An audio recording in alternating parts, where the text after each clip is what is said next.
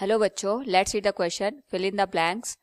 Dash is used to correct presbyopic refractive error. Now to answer this question, first we will discuss here the key concept, and here the key concept is human eye defect. तो जो human eyes होती है ये natural optical instrument होता है जिसकी help से हम यहाँ पे डिफरेंट ऑब्जेक्ट्स को देख पाते हैं. तो जो ह्यूमन आईज होती है इनमें कभी कभी जो हमारे पास यहाँ पे जो कन्वर्जिंग लेंस की पावर होती है या उसकी अकोमोडेशन की कैपेसिटी होती है उसमें चेंजेस आ जाते हैं, या फिर हमारे पास जो आईबॉल का साइज हो जाता है वो इंक्रीज या डिक्रीज हो जाता है, जिसकी वजह से जो इमेज होती है वो रेटिना पे फोकस ना होके इससे आगे या फिर रेटिना के बाद में कहीं पे जाके फोकस होती है, जिस वजह से जो इमेज होती है वो हमें क्लियरली दिखाई नहीं देती है.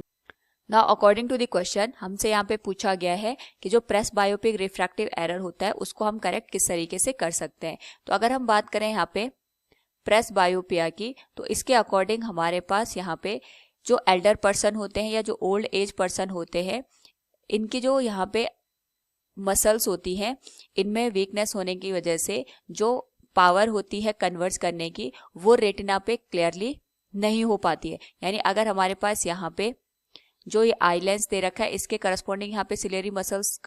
यूज होती है, और जो सिलेरी मसल्स में कॉन्ट्रैक्शन और एक्सपेंशन, या हम कह सकते हैं यहाँ पे जब हमारे पास जो मसल्स होती है रिलैक्स या कॉन्ट्रैक्शन शो करती है उसी के बाद ही जो लेंस होता है इसकी थिकनेस यहाँ पे इंक्रीज या डिक्रीज हो जाती है, और इसकी थिकनेस के इंक्रीज और डिक्रीज होने की वजह से जो फोकल लेंथ होती है या हम कह सकते हैं जो कन्वर्जिंग पावर होती है ये इंक्रीज या डिक्रीज करती है. लेकिन जो ओल्ड एज पर्सन्स होते हैं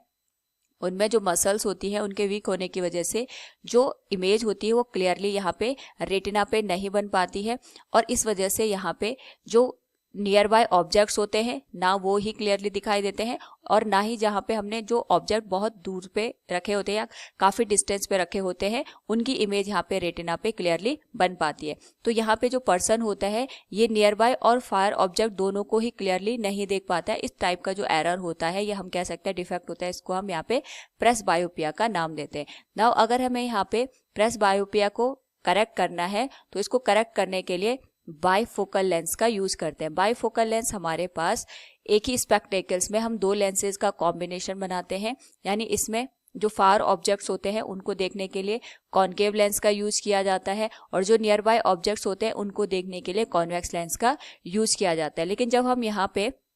बाईफोकल लेंस का यूज करते हैं उस पर्टिकुलर केस में हमें ये ध्यान रखना होता है कि जो अपर पोर्शन होता है इसमें हम यहाँ पे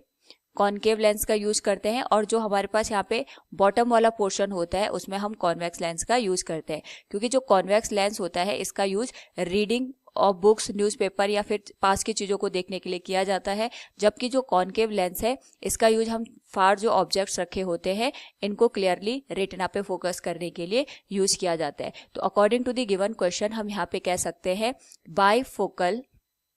lens is used to correct presbyopic refractive error. Hope all you understood it. Thank you and best of luck.